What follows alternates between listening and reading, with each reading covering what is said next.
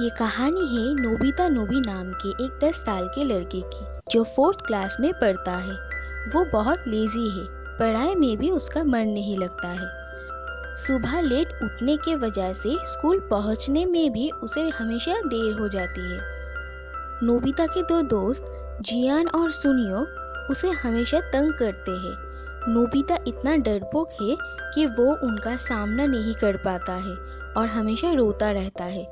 लेकिन नोबिता की एक क्लासमेट है शिजुका, जो नोबिता की एक अच्छी दोस्त है।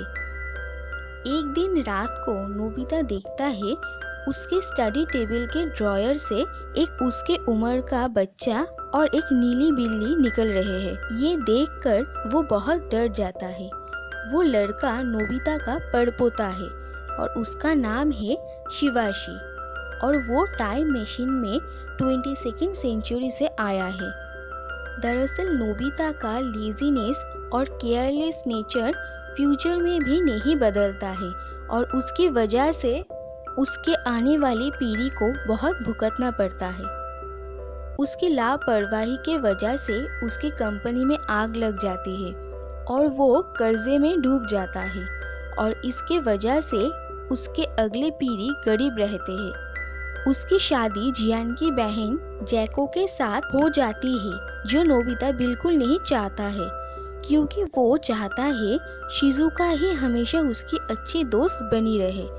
शिवाशी 22nd सेंचुरी से एक एडवांस कैट रोबोट अपने साथ लेकर आया है ताकि वो रोबोट नोबिता के हर काम में मदद कर सके और नोबिता को एक अच्छा स्टूडेंट और जिम्मेदार इंसान बना सके ताकि उसके फ्यूचर बदल जाए। उस रोबोट का नाम है डोरेमोन और उसके पास बहुत सारे एडवांस गैजेट्स हैं। शिवाशी डोरेमोन को ऐसे प्रोग्राम करता है कि जब तक नोबिता एक बेहतर इंसान नहीं बन जाता तब तक वो फ्यूचर में वापस नहीं जा सकता है। उसके बाद नोबिता अपने हर काम के लिए डोरेमोन के गैजेट्स की मदद लेता है। वो सुबह जल्दी उठना हो या फिर जियान और सुनियो से बचना हो या फिर अपने पेरेंट्स के किसी काम में मदद करना हो। लेकिन डोरेमोन नोबिता को हर काम के लिए गैजेट्स का इस्तेमाल करने से मना करता है, पर नोबिता इस बात को अनसुना कर देता है।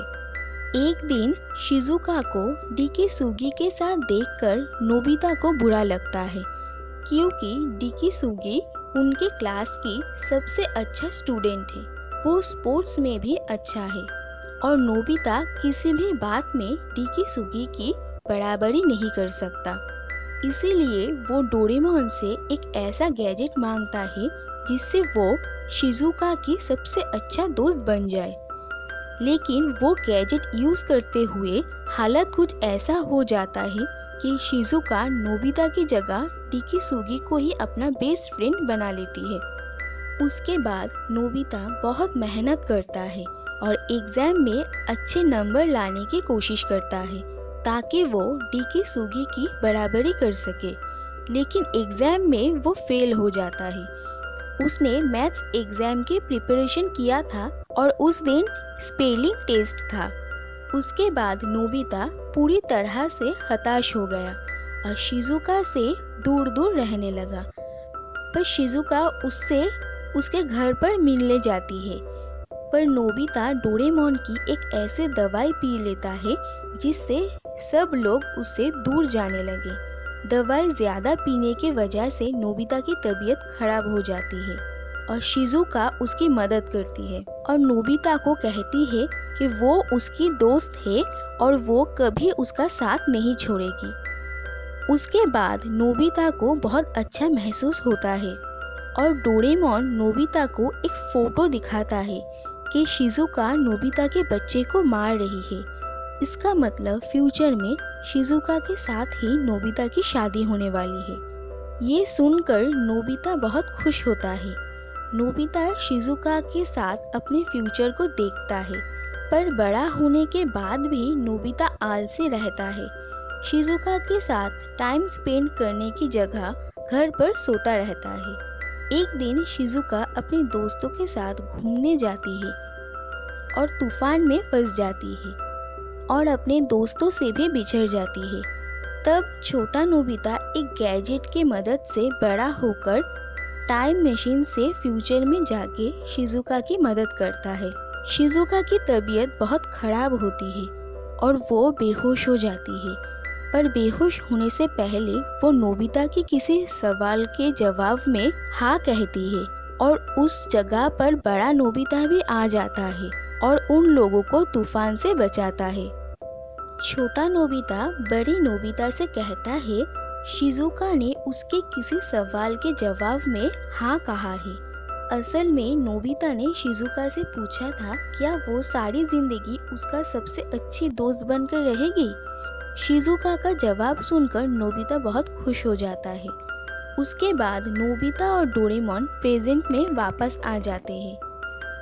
शिजुका फ्यूचर में उसकी दोस्त बनी रहेगी ये जानकर नोबिता बहुत खुश होता है और वो डोरेमोन से कहता है कि उसकी ज़िंदगी में अब कोई प्रॉब्लम नहीं है।